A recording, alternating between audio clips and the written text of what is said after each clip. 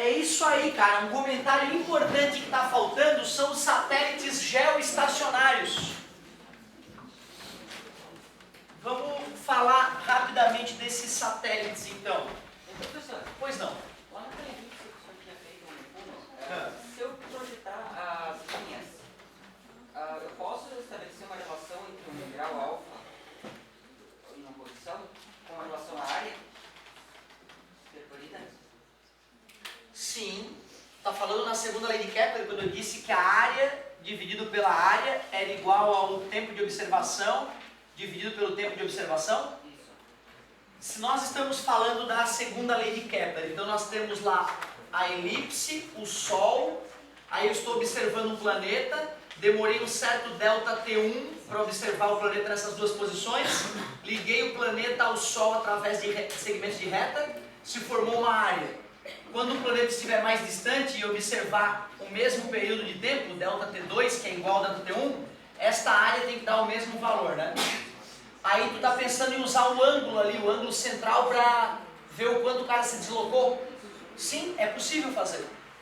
E é tão importante fazer isso, que quando vocês não resistirem e forem fazer faculdade de exatas, lá no cálculo 1, 2, 3, 4, cálculo A, B, C, D, tem uma hora, cara, que as contas que nós vamos fazer são tão difíceis de resolver usando o eixo X, Y, Z, que a gente passa a usar um eixo e um ângulo, certo? Para poder mapear em dois ângulos, ou dois eixos, X e Y, e um ângulo para poder mapear o fenômeno.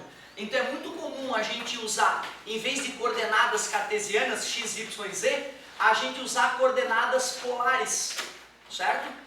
É absolutamente aceitável isso. Só que tem toda uma matemática para a gente aplicar ali, né? Tem toda uma matemática especial para a gente aplicar naquela situação. Se a gente quiser entender esse fenômeno usando o ângulo como referência, é possível. E isso vai ser feito futuramente. No ensino médio, cara, o máximo que a gente faz é, dentro do movimento circular uniforme, chamar a posição inicial de θ0, chamar a velocidade angular de ômega, e se nós quisermos descobrir aonde esse sujeito vai estar, qual é a posição θ que ele vai estar depois de um certo tempo, a gente diz que a posição final é a posição inicial mais velocidade vezes tempo, né? Ou seja, a equação horária da posição de forma angular, usando aquele ângulo mesmo, né? Posso dizer que aquilo ali é o ângulo zero, né? Esse ângulo θ0 é de onde ele partiu, que poderia ser medido aqui, esse ângulo θ0, né? Então, tu vê, no MCU a gente já usa essa ideia. Essa ideia, na verdade, é derivada da ideia de velocidade angular, né? Que é a variação do ângulo dividido pela variação do tempo. No estudo orientado, eu acho que a gente ia fazer uma continha de encontro de móveis no movimento circular uniforme, que a gente chegou a usar essa questãozinha aqui. Bem bonita a questão, lá no começo do ano. Então, a tua ideia é absolutamente aceitável. Muito comum, inclusive, futuramente na faculdade de exatas. Nós vamos usar aquele ângulo para entender melhor o fenômeno. Não dá para acreditar, cara. O mesmo problema. Tu vai resolver com coordenadas x, y, z, dá um inferno. Tu vai usar coordenadas polares, fica ridículo. Uma linha. Cadê a questão? Só que tem o contrário também. Tem questão que fica ridículo de resolver por coordenadas cartesianas, x, y, z, e fica o inferno resolver por coordenadas polares. Quando a coordenada polar se mostrou insuficiente, desenvolveram as coordenadas esféricas, onde a gente usa dois ângulos e a distância até o centro do sistema cartesiano para descobrir a posição de um objeto. Tudo isso vai acabar acontecendo futuramente. No ensino médio, eu acho que a única preocupação que tem que ter mesmo é no movimento circular uniforme. Como esse movimento é elíptico, fica bem mais delicado usar aquele ângulo como referência. Galera, um comentário então que estou devendo ainda é satélite geoestacionário.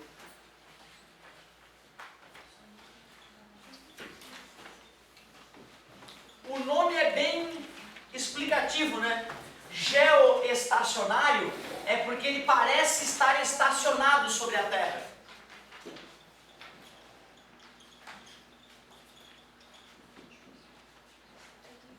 Primeira coisa que o aluno pode ser questionado: onde um satélite geoestacionário orbita a Terra? Passando pelos polos, pelo Equador ou pelos trópicos?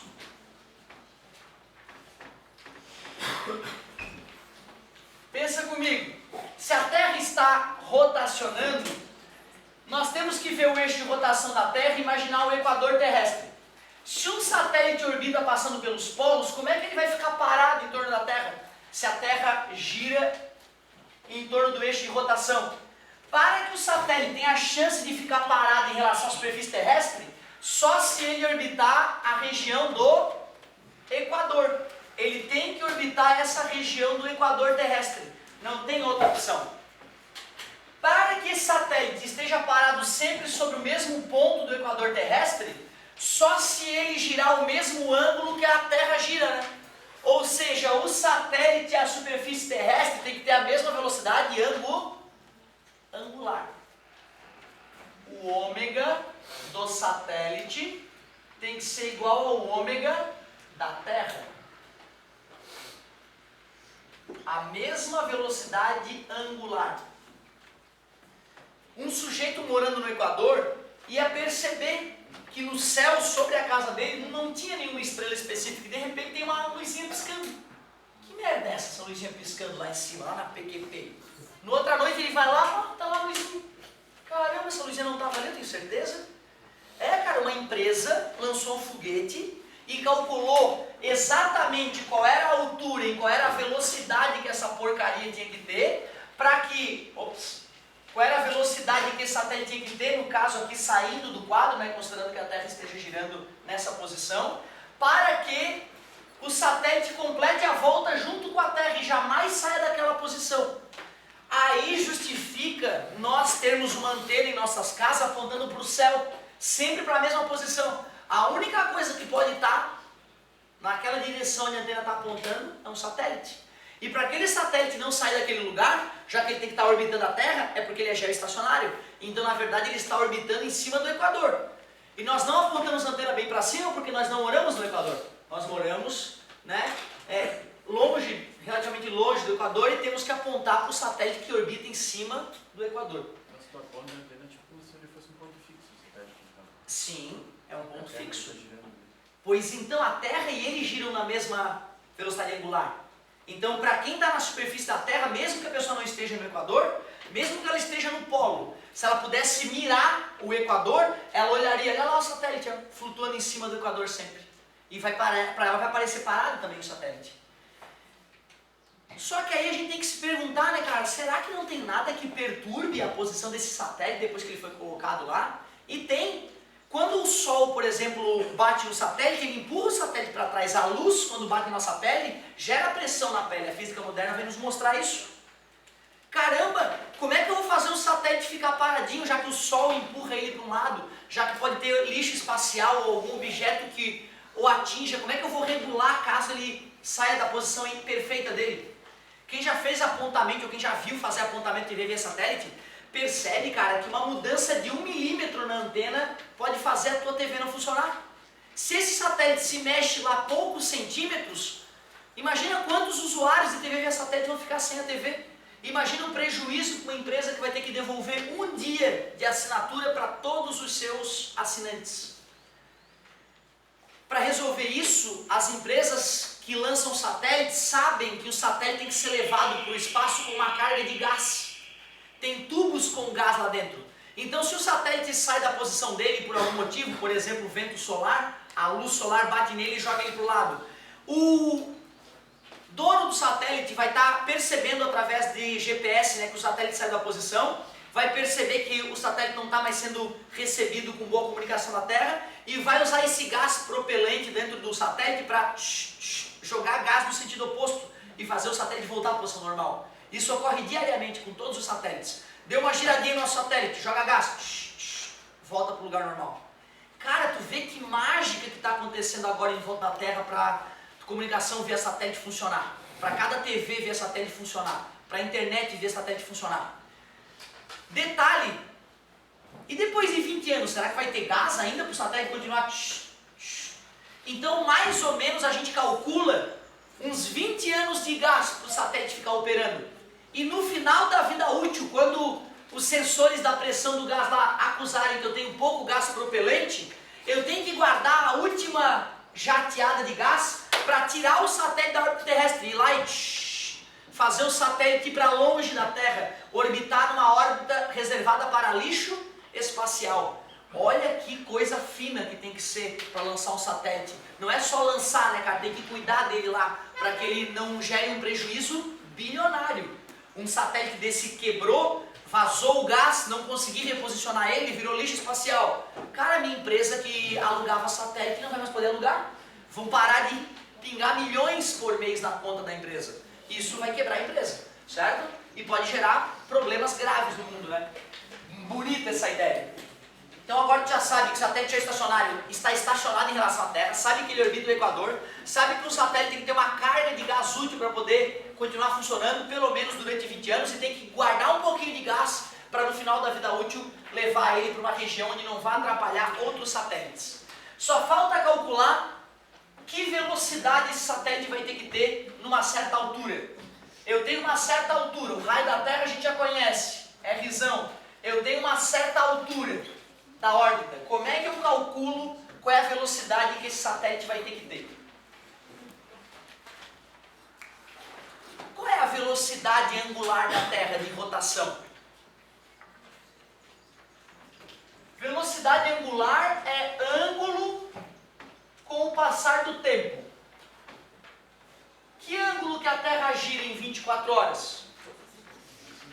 360 graus dividido por 24 horas, se nós fôssemos calcular em graus por hora, né? Eu dividiria por 4 em cima e embaixo, dá 90 dividido para 6. Eu dividiria por 3 em cima e embaixo, dá 30 dividido para 2. 15 graus por hora. Um satélite geoestacionário tem que orbitar a Terra no Equador com essa velocidade, 15 graus por hora. Mas eu quero saber a velocidade com que ele tem que estar. E a velocidade do satélite vai depender da altura orbital dele. Como é que relaciona a velocidade angular com velocidade linear?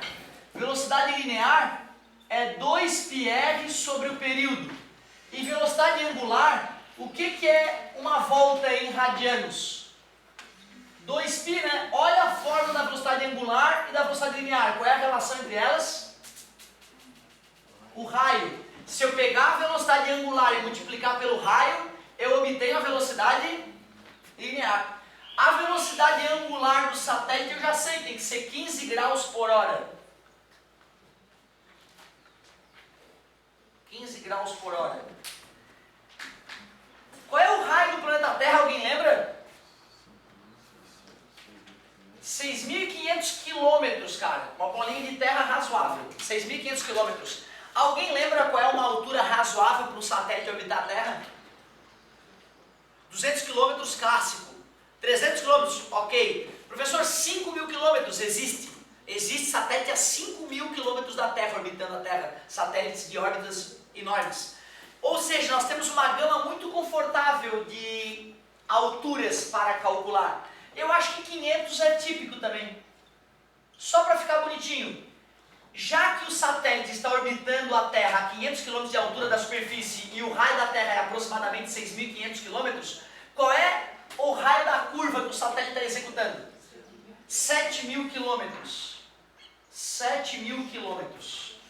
Velocidade igual, 35 foi 3, 7 com 3, 10, 1, 2, 3. Que unidade é essa? Quilômetros por hora, aqui está em quilômetro, aqui está em graus por hora, né? Quilômetros por hora. Quilômetros por hora. Não, né? Só se eu usasse em radiano, né? Não posso fazer essa conta dessa maneira, porque eu estou misturando grau com quilômetro, né? Por isso que a gente insiste para que vocês usem radiano. O que eu calculei aqui é honesto, é verdadeiro, isso aqui é verdadeiro, 15 graus por hora, o vestibular já cansou de perguntar isso. Tu vê, né, se tu lembra, tu não precisa nem fazer a conta no dia. Mas no sistema internacional, eu vou ter que tirar o 360 e colocar 2π dividido por 24. Velocidade angular, π sobre 12 radianos por hora. Agora sim, no lugar do 15 eu coloco π sobre fazendo uma aproximação, eu vou usar o π como sendo 3 aproximadamente. Simplifica, dá 4. 7.000 dividido para 4, velocidade orbital 3.500 dividido para 2, 1.750, é isso? 1.750 quilômetros por hora. Tá ruim isso aí, cara. Tá baixa essa velocidade. Depois nós temos que ver se é porque a altura orbital é alta demais ou se eu estou cometendo algum engano. Se bem que a gente viu que a velocidade do equador terrestre era de 1.600 e pouco, né? Esse cara está só um pouco acima do equador e tem que girar junto com a Terra, tá correto. 1.750 km por hora, a velocidade orbital desse satélite. Certo? Show de bola, galerinha. Um exemplozinho clássico, então. Na próxima a gente continua. Pois é, cara, eu não li a notícia toda ainda. Deixa eu dar uma olhada.